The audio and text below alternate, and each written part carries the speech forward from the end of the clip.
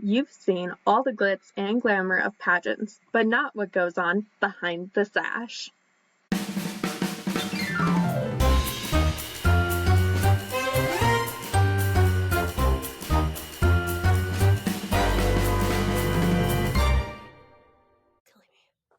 Hey y'all, it's Megan McCaffin, your Miss Wildflower volunteer, and I am here today with Donna, our Miss Montana's sweetheart. Yep. Hello, everyone.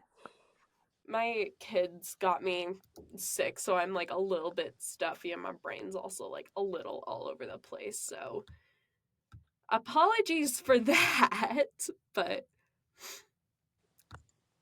I'm still trying to get over that.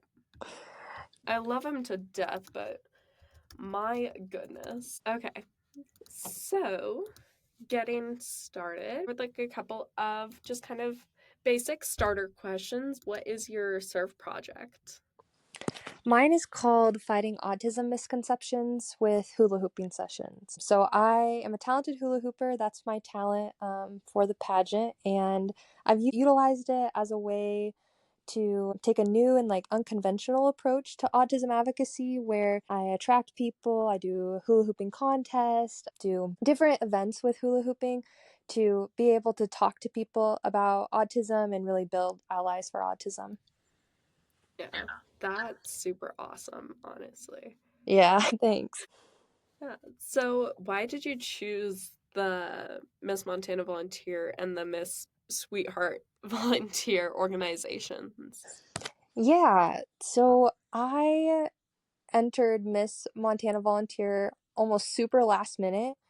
And I thought what was so cool about the Miss Montana Volunteer pageant is that I didn't really have time to get sponsorships or raise money. And so, what they allowed me to do, which they allow all the contestants to do, is that you can enter for free. And then, if you win any scholarship money, they just deduct it from the total amount. And so I was like, if it's not going to cost me anything and I can advocate for a cause I care about, I'm going to do it. And then I ended up placing within the top 5 at Miss Montana Volunteer. And then I thought, I want to compete at a national pageant. So I asked if I could, since I was a runner up, compete in Miss Montana Sweetheart or compete as Miss Montana Sweetheart in the national sweetheart competition. And so when I competed in that, it was again to just spread the awareness about autism advocacy, and I placed in the top 5 there as well. Very nice. So yeah, I guess I'm kind of wondering, how did all of that work? Because this is like a relatively new partnership. It's only been around for like what, 1 year, 2 years? I think this was like the first time they did it in collaboration with the Miss Volunteer America Yes. competition. Yeah, So so how what did that whole thing work? yeah. So I've been a part of the pageant world since I was probably 12, so over a decade. And I remember as a child seeing the first runner ups from the Miss America, now known as the Miss America Opportunity pageant. And I remember seeing the first runners up go to the National Sweetheart competition because it's an opportunity to get that national experience, to go back and to your state competition and hopefully utilize that experience to win. And so I've always wanted to do it. Well, when the whole debacle happened with the Miss America organization and Miss Volunteer America started up, Miss America had denounced at the time that they weren't a pageant, from my understanding. And so they said to Miss National Sweetheart that since we're not a pageant, we're not going to send the first runner up anymore to your pageant. So Miss National Sweetheart was kind of left out in the dust of, okay, well, where do we get our contestants from? And so when Miss Volunteer America started, they were like, let's partner together, and as you guys get more established, we'll have more of the first runners up come to our pageant. So since Montana has their state competition at the end of July and the Sweetheart competition is almost like September, we can't meet the deadline dates for the Sweetheart competition. also Miss Montana Volunteer, they predate it. So like we just competed for Miss National Sweetheart 2025, or sorry, 2024 in 2024, but the Miss Volunteer was 2025. So hopefully I'm explaining it clear enough. Essentially, yeah, since I competed for the state competition of 2024, I had to wait a whole year before I could compete as a first runner up for Miss National Sweetheart. So it's like I had to choose, do I want to compete in the state competition and potentially either win that competition and not be able to compete at Miss National Sweetheart, or do I want to not compete and go and compete at Miss National Sweetheart, but then miss out on the opportunity for the state competition. So that's the reason that Montana specifically doesn't normally send their first runners up, because they are at this weird situation where you have to wait a whole year because of how the pageant dates are set up. Yeah. Would you say that helped you in your journey, like having that year of a hiatus to kind of build your platform, build your social media? Would you say that helped, or was it kind of more of a thing of like that inner dialogue where it's like, do I want to compete at the state level or the national level?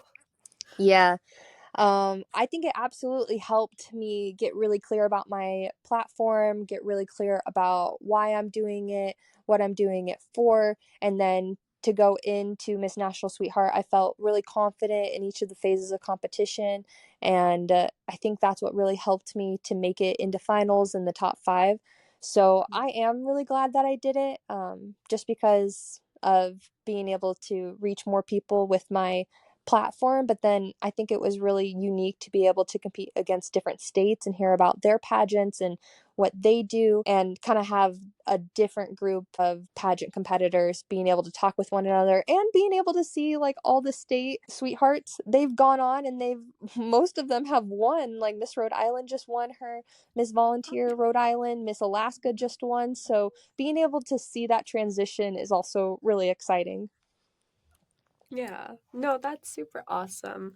So, what plans do you have for your year as a title holder? I know it's like kind of, once again we were talking about like weird middle ground, but do you like have any plans as a title holder, or were you just kind of like, we're gonna compete at Miss National Sweetheart, we're going to see how that goes and kind of run it from there? Or Yeah, so I am in a very delicate situation because I am at that age limit. So I locked in my local title, but I kind of had to have a lot of forethought of what I wanted to do. So I will be competing for Miss Washington Volunteer here at the end of January. It's going to be at the Federal Performing Arts Center in Seattle. And so I'll be Miss Beartooth Volunteer. That's what I am right now. I'll go compete for that state title because I had to lock in my age when I got my local title and pay all of my fees before I ever chose to compete. So I had to know going into it, did I want to compete at Miss Montana Volunteer and not have the opportunity to do Miss National Sweetheart, or could I compete at another state, and all of the mumbo jumbo that went into that. So yeah, those are my plans. In like 3 months, I'll be competing there to hopefully be able to win the state title, enhance my advocacy throughout the state of Washington, and then go on to the national competition. yeah.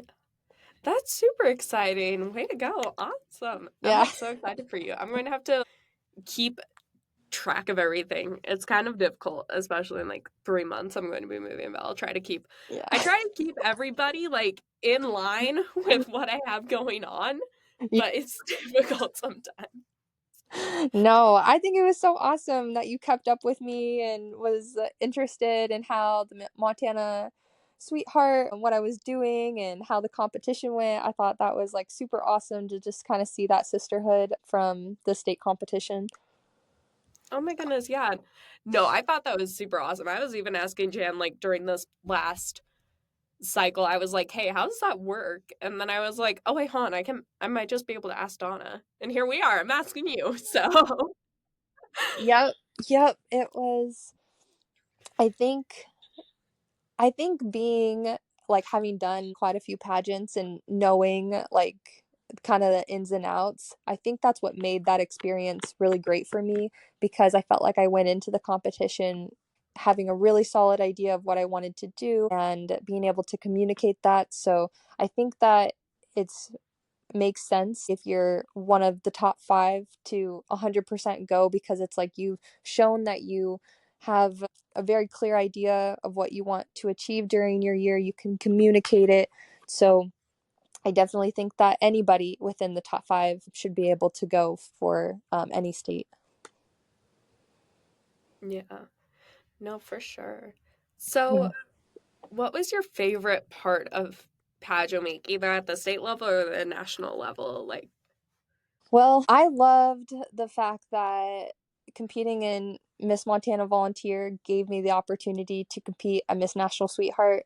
For a long time, I didn't think that that would be an opportunity. I kind of mentioned how when I was younger, I had seen the contestants go to Miss National Sweetheart. So it was kind of something that I wanted to experience for myself, but I thought that it was just not going to happen. Like, it didn't matter if I competed in the Miss America opportunity or if I competed in Miss Volunteer America, like, it was just no longer associated. So to find out that it still was and it was thriving, and to have the opportunity to go down there, that was just so much fun. I hope that we're able to get all 50 states to go to the National Sweetheart, because it really truly was such a fun experience of being able to meet with the locals and being able to go to the festival, ride the rides that they have, and really connect with the other title holders. yeah, that's amazing. So, what is one mishap that's like happened during your year? Man, I mean, I remember when I was competing at Miss Montana Volunteer and my pageant interview outfit didn't come in.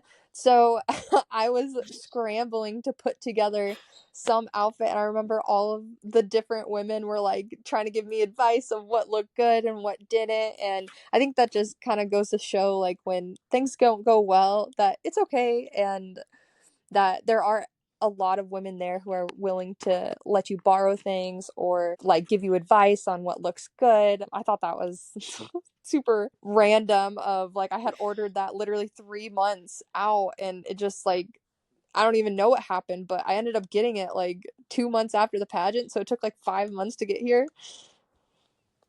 I remember that you like posted on your Snapchat. You were like, "Hey, guess what came in?" And we were all just like, "Wait, what?" And you were like, "It's my interview outfit." And I was like, Yeah. "That's helpful now."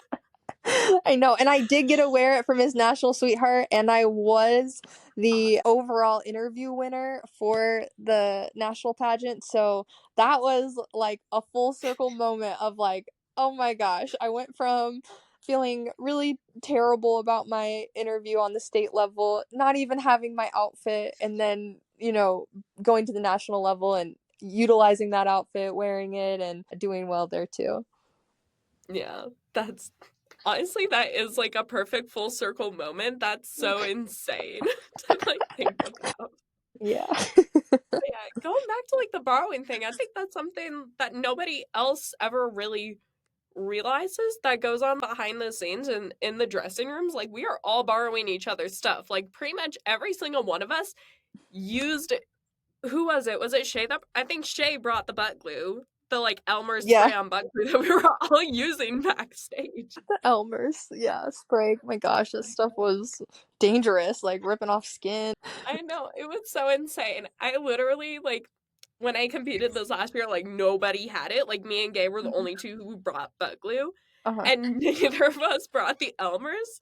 And throughout the entire week, we were just like, "Hey, Grace, do you want to tell the other girls about the Elmers?" And she was like, nope, I still have scars. I was like, "You have scars?" Oh my gosh, I didn't know that. Physical. I have mental scars from having Ellie Oh. pick off my butt glue with your tweezers. Oh my gosh. That's so funny. Man. Yeah. That is a mishap for sure, the butt glue. And I'll never forget Alyssa's boyfriend, or she was telling the story secondhand, but that Alyssa's boyfriend had described pageantry like herding cows or something, and that like Like you just showing cows at like FFA. Yeah, He was like like, it's the same thing. You use the same stuff. Like, it's the same thing. he's like, you line up the heifers and you brand them, and then you send them out onto whatever they're doing their stage. I was like, whoa, that's a statement. Part of me was like, I hate to admit it, Alyssa, but he might be right. Yeah, I was like, no, that's super accurate, That's but I don't know what to think. I was like, yeah, I mean, he's just an FFA guy, so he's used to like thinking about cows versus like I'm not. So to think about being compared to a cow, I'm like, is that appropriate? Versus like he had such good intentions and he's like, no, like it's just analogous. And I'm like, oh, okay, yeah, yeah, I see what you're doing there. Yeah, yeah. Oh my gosh, I can't. Yeah. That was really funny. That was so funny. No, because Alyssa was literally like, hey, we talked about bug glue yet? And we were all just like, I mean, a little bit, but we haven't, like, you haven't discussed it with us. And she was like, wait, hold on, who brought the Elmer's glue? That's when that whole story popped up, and I was like, oh, my Lanta, Yeah. Alyssa, I don't know if you can be doing Yep. oh my gosh. All right. I don't know if I'm ready to move on from that, but moving on. What is your favorite memory from your year as a title holder? Ooh, I mean, obviously competing at the national level for Miss Sweetheart was a highlight of like my life. Like I have my Miss Montana sash sitting up on my on top of my cabinet, and I see it every day and I'm just like, I love that so much. Like it's so iconic, and it just like fills my heart of just like a, I guess, younger version of me that just always wanted to have the ability to compete. And I think something that I have always said, because it's hard to compete in pageants and lose. Like I've been such a loser for so many years. Like it's like ridiculous. And that's tough to take, to feel like you're always so close or sometimes not close. Like sometimes I haven't made finals and I'm like, man, I was just far off. So to have like that whole realm of experience, and something that I've always said is like God, because I just have a big sense of faith, and I was like, God, please don't let me win the state title if I don't have the ability to compete competitively at the national title. And I feel like God has held true to that, because I have lost a lot, but I felt when I went to go compete at the national competition for Miss Sweetheart that I was really prepared, and I felt like it was meant for me. I felt like I had done the best performances I had ever done in every single phase, and to walk away with second runner up, I was like, well, one, like super excited that I had done that for Montana, because Montana normally isn't the most competitive in any pageant system on the national level. So to be the second runner up, like on the national level, that I think is a huge moment for me. But then just being able to compete in general, because that, like I said, I didn't think I'd have the opportunity to do it. Yeah, for sure. And I think that's something that nobody really talks about, is just how much it sucks to lose. But I was talking with Gabe about this too, because unfortunately, she didn't make finals, and it Mhm. broke me down because I won People's Choice again, which was a whole thing in and of itself. I have like a lot of people on my list where it's just like, you are not allowed to handle money ever again. Yeah. Because I swear to God, like my dad's like a Mason. He's like deputy grandmaster or some Uh-huh. shiznick. But he literally texted me and was like, hey, guess who's in first? While we were all like sitting in the auditorium. And I looked at my phone and looked at my email, because I get the emails from Pageant Planet, and it was like, Mhm. oh, you've gotten 1,000 votes. And I was like, okay, that's a typo. Like, I know who sent that in. Like, he Yeah. is one of my sponsors from like last year. He owns Beaver Creek Brewery. Uh-huh. So I texted him. I was like, hey, do you have Sandy's number? Like, can you tell him, like, if that's a typo, I can go talk to Jan and get it put down to whatever he needed it to be. Uh-huh. And he like sent me his number, and I called him and I was like, Sandy, what the heck is going on here? Did you mean to put that in? He was like, no, I meant to put that in. And I was like, wait, we? And he was like, yeah, us and all the other Glendive Masons, we all pitched in money and we put in those 1,000 votes for you. That's not a typo. And I sat there looking at my vote and I was like, That is so I was, awesome. it was absolutely awesome. But because I got People's Choice, I was placed in like the top 7. Uh-huh. And I've said before and I'll say it again, it feels so weird to describe it like this, but it feels like survivor's guilt. Because I know if I hadn't have won People's Choice, Tian would have. I probably wouldn't have placed in the top 7 and Gabe would have. But Oh. like no matter what, it feels like survivor's guilt and it feels so awful. Because, and I was talking with Gabe about this too. She was like, every single time I haven't won, something has happened that would make it either super difficult or nearly impossible for me to be a good title holder at the state level or to even compete at the national level. Mm-hmm. And that got the gears in my brain turning where I was like, oh my gosh, yeah, like literally last year, the day after pageant week, I had to move. Mm-hmm. And this year, I ended up getting into a really toxic living situation and I had to move into a camper. Like, I have a lot. I'm not urban camping, but it's still like that stigmatism is so insane, especially here in Bozeman. Mm-hmm. But I know it wouldn't have been able for me to make an effective state title holder because I didn't even do everything I wanted to do with my local title. And Jan was beside herself all pageant week. She was like, you know, if you want to take a local title, you can take it and not do anything with it. But some people will take it and run with it. And she just turned and looked at me every single time. And I was like, Jan, I swear to God, I will drop kick you out of the stage. What? Yeah, I mean, I think what you're saying is so true of just like when you lose, it truly is like because it's just not your time. And I feel like people don't really understand what that means. And for me, it's like, well, I don't want to compete if it means that I wouldn't be a strong competitor on the next level or like I couldn't be a good title holder throughout the year. And so, just like what you're saying of when you go and you don't win and then you find out that like, well, it would have been really difficult for me to be able to do it, that it's kind of a blessing. Yeah. It's that self-reflection that I think is like super important in any aspect of anything. Not even just pageantry, but even in like your job or especially as a teacher and as a future educator, I'm reflecting on myself all the time where I'm like, okay, that lesson did not work. I need to switch it for this class or I need to switch it back to for this class. Like you need to have a self-reflection. You need to be able to see that in yourself and see Yeah. that in your journey, no matter what. I think that's like a super strong quality that anybody should have. I also think just being able to lose gracefully. Like, I was an athlete growing up. I played college basketball, so I've been a competitor and I've been pretty successful in the sports that I've done. And so when I've lost in sports, the most I have to do is like high five the person and walk away.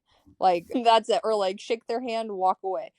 I've never had to stand there on stage, hear that I didn't win, and then watch as other people get placed higher than me and then go and congratulate them and lose gracefully. Like that was when I first started out was really hard for me in a skill to learn of like how do you lose gracefully? Like if you even think about with a job, you apply to a job, the most you see is a rejection letter of like, oh, you weren't selected. And it's like, oh, okay, whatever. You don't have to sit there and then be like, that person did better than me. That person did better than me. That person actually got the job. There's nothing like that in the world. So I think that's something that I really like about pageantry is it gives you these skills that you wouldn't normally think about or be able to obtain other ways.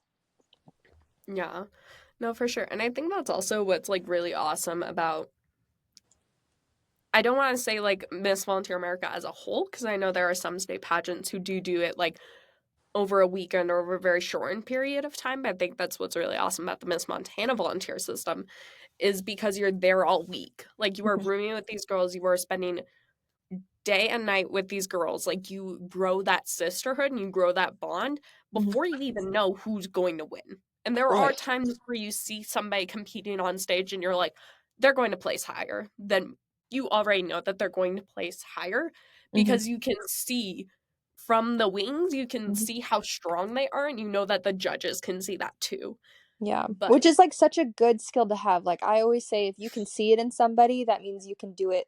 You have the ability within yourself to do it because you can't see things that you like are not aware of. So if you didn't know what a good walk was, then you would just be like, oh, yeah, that's just another person walking. But being able to point out from the stage and be like, oh, yeah, that person might place higher than me because their walk is really good. It's like, oh, well, if their walk is really good, that means that like I obviously know what a good walk is. So like I have the ability to critique myself and improve myself to be able to do a walk like that. And I think that is such a tremendous skill of being able to compare and improve from it. yeah, for sure. So what was one of your favorite memories from pageant week? I mean, I really loved being able to stay with my host family. Grayza was so sweet, and it really bummed me out when I found out that I was not going to be competing at the Montana state competition because I really wanted to go back as her husband had passed away. So I wanted to see her again. It wasn't in the cards for me this time, but I do have such fond memories of staying up and eating the food with her that she made and talking to her and Grace, and just hearing about their lives like that. I think is so unique is that we have host families at Miss Montana Volunteer. I know other state pageants within the volunteer system don't do that, but it really prepared me for when I went to National Sweetheart because they do that exact same thing where they have host families, and a lot of the girls were not used to that. They didn't like know what to think of it versus for me it was like, no, this is just how it goes, and it's a nice moment of connection and being able to like maintain those connections throughout the years and years to come. I feel like is a part of pageantry that people don't talk about, of just the local people that invest in you. Mm-hmm. Yeah, for sure. And that's something that I think is like really super awesome. And you can see it, like, especially with Miss Montana Volunteer, like the people of Glendive, they get so excited about it. Even when you're doing like your radio interviews, Yeah. the people who are helping out, they're like, oh my gosh, yeah, they hear it and they're like, oh my gosh, I heard the girls this morning. Like, it's making me really excited. Like, Yeah. you can just see how much they love, love, love to host the pageant in their city and in their town. Mm-hmm. I think that's like so amazing to see. And I loved being able to go back and yeah, even just like the host families, like my host family last year was super awesome. This year we had a host family bow out. So Alyssa and Leslie were able to find like a rental and they hosted us for that time. But that Oh, was, okay. it's not the same, but so you mentioned you're competing for Miss Washington Volunteer. What are you doing to prepare? Got Oh about man. 3 months, you said? Yeah, 3 months. Yes. I think what is so great about being able to compete in multiple pageants is that you have video footage of what you look like on stage. You're able to self critique and apply new things, decide if you want to change things up. So that is what I've been doing is one, just getting out into community, talking about autism, two, looking at my performance from the National Sweetheart competition and thinking about ways in which I can improve my scores because I had one overall interview, so I had put a ton of work into that. So I was like, okay, I guess I hit the mark on that. Like, that's great. And then it's like, all right, well, the other three phases of competition, like, what can I improve? Like, where do I think I scored the lowest? That's really what my prep has been since I finished Miss National Sweetheart. So it's a lot of working out, eating clean, hula hooping, stretching, and working on my walking. Yeah. I feel like walking's like the one thing that always gets somebody because it definitely got me this year. I will say that. It definitely got me this year. Mm-hmm. But that might have also been because of the timing. Like, I Mm-hmm. moved sometime like between end of March, end of April, like within that month time span. Mm-hmm. So before then, I had just started like working on my walk, doing my evening gown, getting my heels all ready and everything. And then everything turned really toxic really quickly. So I had to GTFO really quickly. Uh-huh. So and then moving into a place which has no space, no hardwood flooring, like no nothing. I couldn't practice anything or do anything. Like the only thing I could barely do was my talent. Uh-huh. And even that, I was very limited in what I could do versus the stage. So Yeah. that definitely sucked. And I knew that going into pageant week, that probably wasn't going to do that great because I didn't have that time to prepare. Mm-hmm. Like, it makes it sound like I'm complaining, but I'm honestly very No. happy I was able to get out of that situation because it Yeah. was so bad. It was Yeah. so And bad.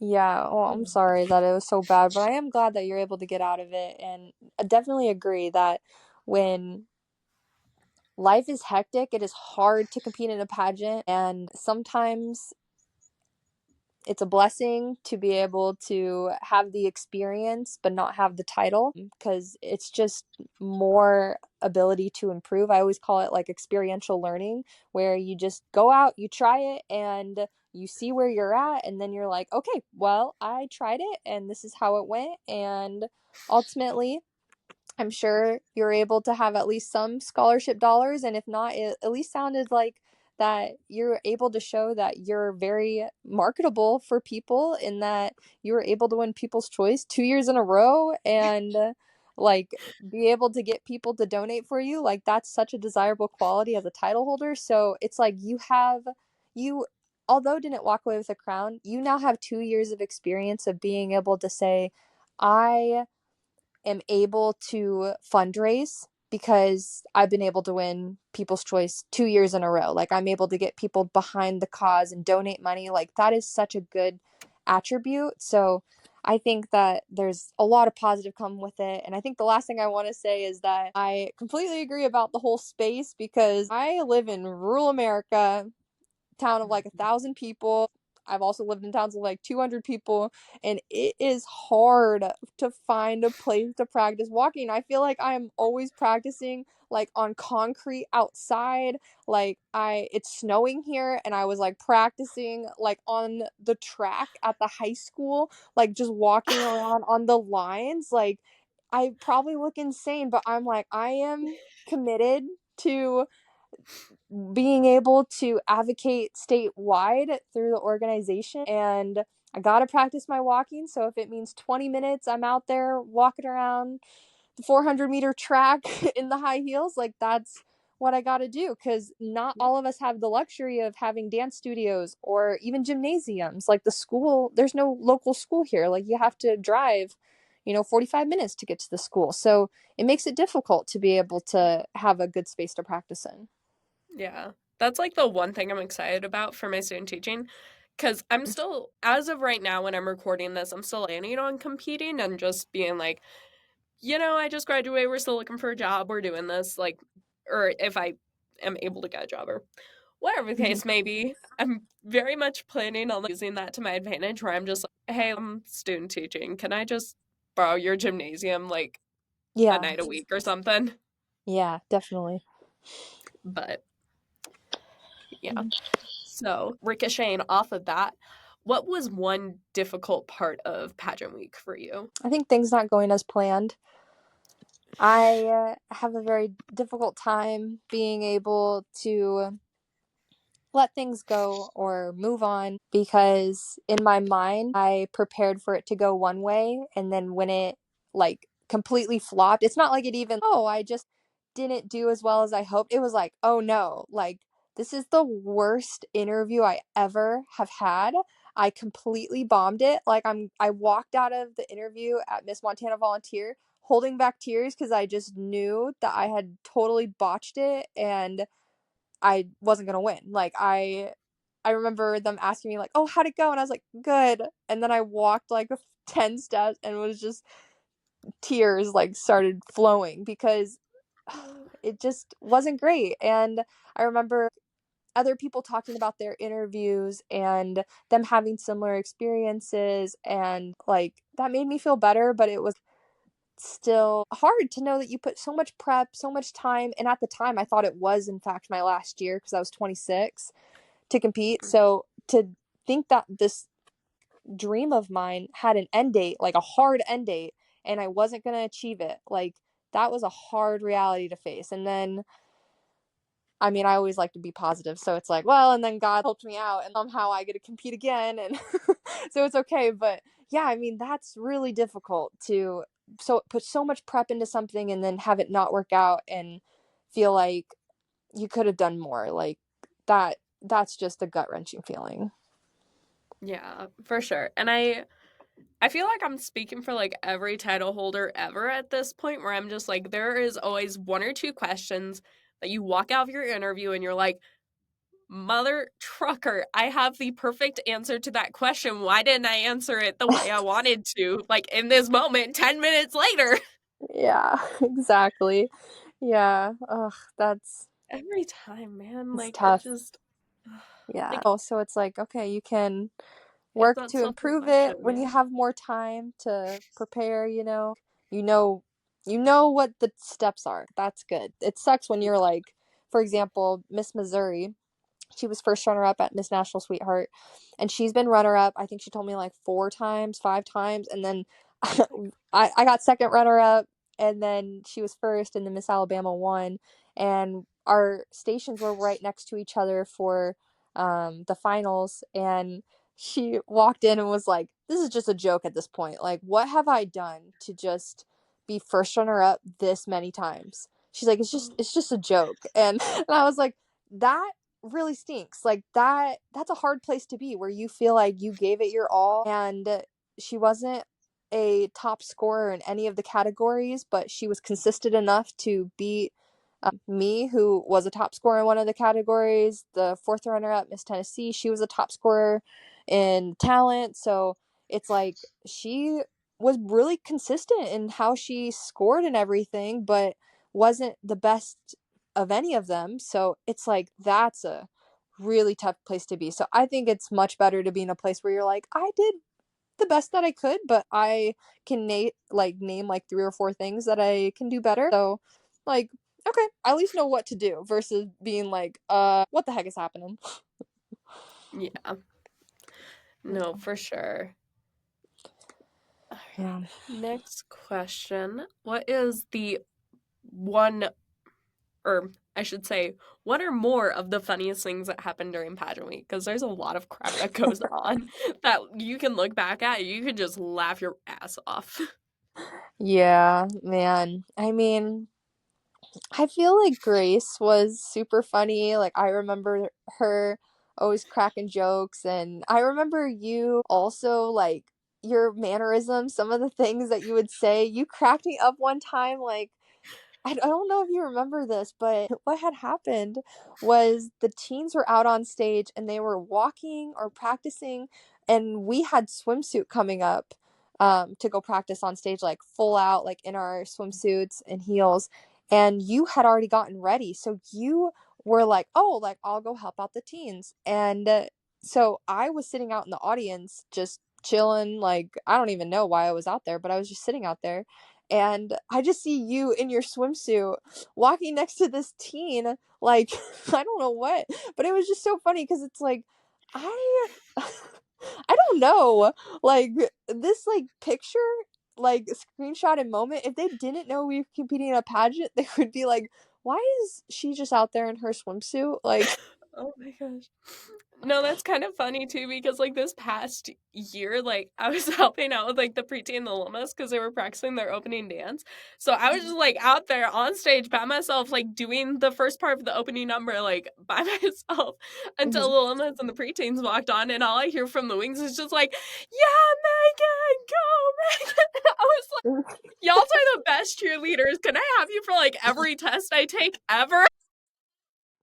yeah, that is 100% one of my favorite moments, is being able to watch back the pageant and to be able to hear just how loud the wings were, everybody who was behind the curtain, because you can just hear the audience clapping, but then you can distinctly hear that it is significantly louder coming from the back of the stage, of us cheering each other on and just being encouraging. Like that is like, I don't know, it was just such a cool moment. Well, I think especially for swimsuit because, like, no matter what, we are all super self-conscious in our swimsuits, and I remember very distinctly, we were in the wings, and you were wearing your giant heels, and I was just in my little baby heels, and so you were much taller than me, but you were like, "I don't know, I feel uncomfortable." And I, like, looked up at you, and I was like, "Donna, you are a hot Baywatch babe. Don't start this crap with me." And all I can think of is, what the heck is someone going to think if they walk by? You just see you towering over me, and I'm just like, you don't do this. That is funny. I do remember you calling me a Baywatch. That's just like who you are in my mind at this point. It's just like Baywatch. Yeah, that's accurate though. That swimsuit is total Baywatch. Oh yeah, 1000%. At some point, I was like, you know, it'd be really funny if for like the free roam portion, you just started like very slowly running on the beach. Oh man, that would be funny. Missed opportunity. Missed opportunity. Gosh darn it. You should do that for Miss Washington. You should do that and just be like, I got told to do this. That cracks me up every time I think about it because I like thought about it a couple of times during pageant and I was like, huh, I wonder what Donna would say now. Yeah. Ugh, I'm still sick. I can't be laughing this much. Like the throat is sore. My nose is stuffy. I swear. Like, I was doing a lesson with my seniors, like, in high school, and they were standing, like, so close to me, and I was like, back up, leave room for COVID. And they were just like, okay, and they took, like, one step away, and I was like, y'alls are gonna get me sick. And lo and behold, they got me sick. I had them again today, and I, like, looked at them, and I was like, hey, I just want y'all to know you got me sick.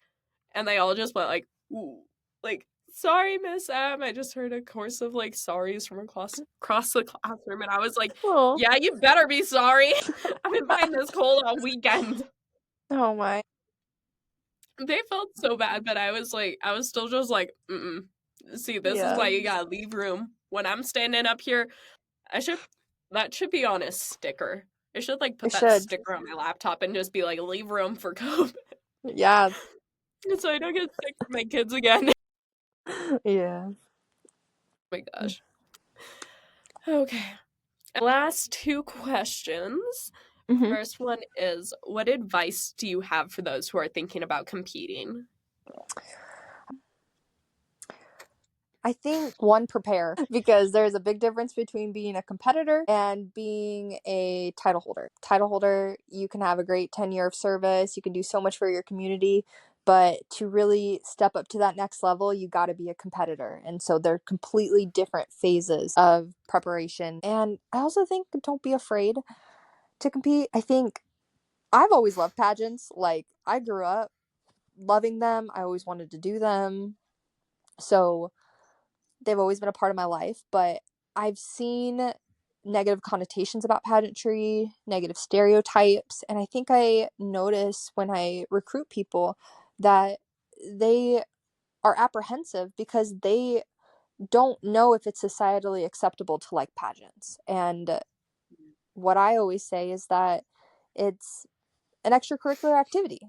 It's an opportunity to grow in your personal development. It's to learn how to build a brand, learn how to give back to your community, be civically conscientious, volunteer.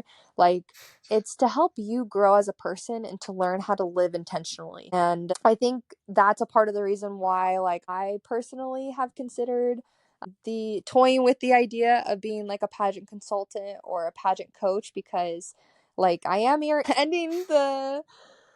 nearing the end of my ability to be able to compete in pageants, and I just love how many skills that it has provided me. And so I've been developing this way to kind of provide those skills more directly, so that when you go to pageant week, it's like you're learning skills in fundraising, you're learning skills in recruitment, you're learning skills in sponsorship, and that's applicable to anything that you do in life. You're learning those skills in public speaking instead of paying to speak in front of the public. So I think being able to give it a chance, not be afraid, are just some of the biggest pieces of advice that I think, to give people. And then, of course, prepare with somebody who has experience, whether that's a previous title holder, the current title holder, or someone like myself, where it's like, I've competed in pageants, and if you are interested in hearing my thoughts and my opinions, that's an avenue people can take. You can always DM me. So I think those are probably the biggest pieces of advice I could give anybody. Yeah, for sure. And I think that's something that, like, especially for if you haven't grown up with it, jumping into it when you're an adult is a lot more stressful and taxing than I think a lot of people realize, because this is only like my second year competing. I didn't grow up with this. Mm-hmm. And it's insane, like, because jumping into this now, like, Mm-hmm. this further along in my life and in my, like, pageant career, Mm-hmm. I honestly think, like, competing as an adult, like, when I jumped in was, like, the perfect time for me to start. So I think Yeah. it starts different for everybody, but I think just, like, talking about it as Yeah. a socially acceptable way, and I think marketing it as a scholarship opportunity is so much better, Mm-hmm. because even just going around Bozeman or around Billings or the Valley, like, it is kind of difficult, especially if I'm talking about something that's related to my schooling or my student teacher send off that I just went to, that I, like, wore my sash for some of it to take some photos. I had people coming up to me and being like, "Oh my gosh, what is this?" And I'm like, "Oh, it's my local tile with a spontaneous volunteer. It is the reason I've been able to not pay as much out of pocket for my schooling. This is the reason I'm able to do this." And they were like, "Oh my gosh, that's so cool." Like, it has a different connotation to it, and it's frustrating because I'm like, I walked on stage in a swimsuit to get this tile, to get this scholarship money. Mm-hmm. They are one and the same. Like, there's no difference. I'm competing for scholarship money. I'm competing for the chance to advocate for this. Mm-hmm. I just happen to do it in a shiny dress and swimsuit.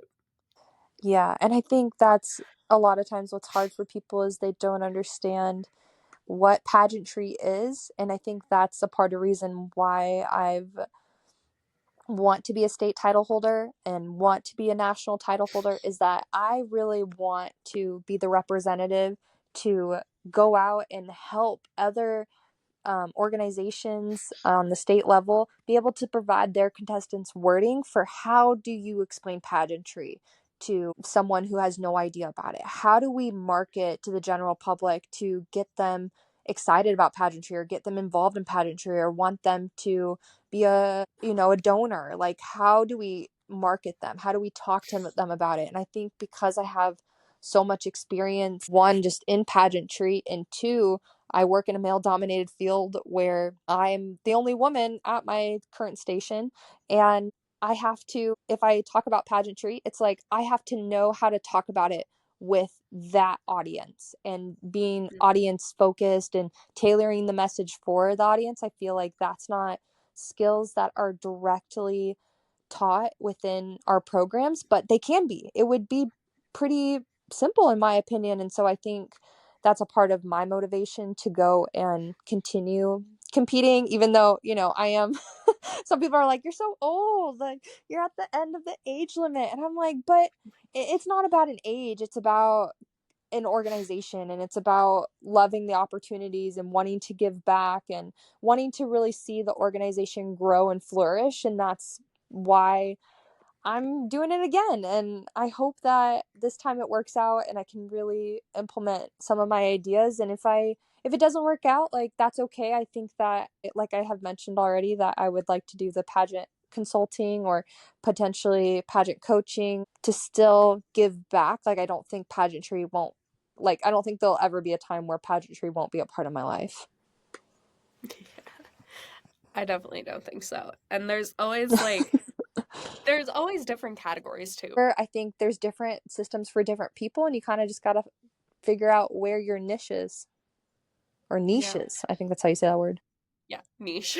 Niche. Yeah. Where's your niche? Which one do you fall into? Because I mean, there are so many pageants. Like, you could do Miss World, Miss Planet, Miss Universe, Miss International. Like, there is so many systems. There's Miss United States, there's Miss United States of America, there's Miss USA, there's Miss America, Miss Volunteer America. Like, there are so many pageants, and sometimes the ones that are most like mainstream aren't always the ones that are best for certain contestants. So it's like you kind of got to figure out and test the waters of which one is best for you. And I love that our organization allows you to do that, encourages you to do that, and doesn't say you can only compete in our system. Like, that's not how our organization is set up or what we believe in. Yeah, I agree. All right. So, last question to round us out. What is one mental health mantra or habit that you live by? I mean, that's really hard because my brain is going to all the different types of habits that I have. I mean, being intentional, always expanding my vocabulary, those are ones that I think are really important because you need to have a emotional language. Like, you have to develop that vocabulary in order to be able to express yourself. But today at work, the first hour I had to do suicide training, and I thought something that was really impactful that they said is that if you're talking to somebody who is suicidal, one of the phrases you can say to them is it possible you don't want to die and you just don't want to live with your pain? Because they had done a study where they found that most people truly don't want to die. They just don't want to live with their pain, or they don't know how to live with the pain that they are experiencing. And I think that just is so powerful in that, and why it's so important to have an emotional vocabulary. Yeah.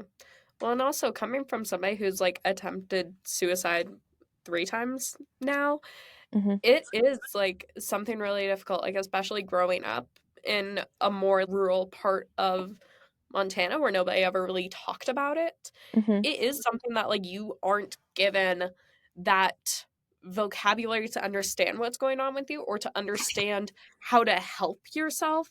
So I Mm-hmm. think that's also like really difficult. It's something that I think like Montana specifically, we've been bouncing around with like Alaska and Wyoming for the top 3 of suicide rates for the past decade at least now. I Wow. think that's one of the things that like is really powerful in understanding how to best help people and how to best understand other people and other people's struggles, Mm-hmm. because it's especially as Montanans, you're kind of told like pull yourself up by your bootstraps. You don't have time to sit here whining, sit here crying like we Mm-hmm. but like in this new modern age where we don't have to have that kind of mentality that's still sticking around, it's Mm-hmm. really detrimental to like a lot of younger people and a lot of younger generations. And so something that I've always strived to do is to like talk about it, and especially talk about being like a kid with depression and anxiety and having to literally beg my parents to take me into the hospital. I Mm-hmm. so I no, that's like also part of the reason why I kind of like started on my pageant journey, was because like nobody was listening to me. Even Mm-hmm. then, like no matter how many suicide trainings I'd done, no matter how many certifications I had, like nobody was still listening to me. Mm-hmm. So much so that it has become like a running gag in my life of just like nobody listens to Megan. But they Oh. do listen to somebody who has something that they can show right then and there, instead of like, hey, here's my certification, it's a fancy piece of paper. Mm-hmm. You can't show that all the time. So like Yeah. having something tangible is so much more powerful. And I'm so excited because I have like so many plans. I have a school visit coming up in December that I'm really excited for, but I've been able to build a community around this, and I've been able to build people that care about this and care about me and care about my work. And it's Yeah. so freaking awesome. And it's part of the reason why I took on another local title, was because I had already built this community with my first Mm-hmm. title, and I was like, I want to build on this. There's no Yeah. way in hell I am stopping now. And that's like kind of what I'm working towards. And I know that's what you've been Mm-hmm. talking about too, is like building something up and building a community. Yeah, for sure. I mean, I definitely agree. I think that being able to feel important when it's felt like, it sounds like at times where you were invisible, and being able to be like, no, like I can give back to my community, like I have value to offer the world. I think that's true for a lot of pageant competitors, is that when they get involved, they realize just how impactful that of an impact they can make, and then they realize that they're being connected with people who also can relate to the struggles that they have, and like will listen and make a really good faith effort to understand their situation. And I think those people are kind of few and far in between, and in pageantry it feels like there's an abundance of them, and that's something unique that not a lot of organizations offer. Yeah, for sure. Yeah. Well, I do have to wrap this up. I am running out of time here in the studio. I know we can't not just sit here chatting for like 3 hours. Yeah. Well, thank you, Megan. I am so excited to be a part of your podcast. I remember when I heard the soundtrack for it and I was like, Megan, girl, I was like, that is good. I was like, that's professionally done. That's awesome. And then I saw obviously the picture and everything, and I was like, I want to be a part of this. Like, I want to support you. I want to provide any information I can to help you in your endeavors. And pageantry is sometimes a long journey, but it's one that's worth it. Oh, heck yeah. Yeah. Awesome. Well, thank you for hopping on this call with me. Awesome. Well, I can't wait to listen to it when it comes out. Oh my goodness. Yeah. You can find it anywhere you listen to podcasts, and there will also be available to watch on YouTube. Okay. Perfect. All right. Well, I will keep up to date with you and all of your endeavors, and hopefully you're able to see how it goes for Miss Washington. Oh, heck yeah. Okay, yay. Yeah. Hopefully it goes well. I mean, oh my gosh, if it doesn't, I'll be so bummed, but you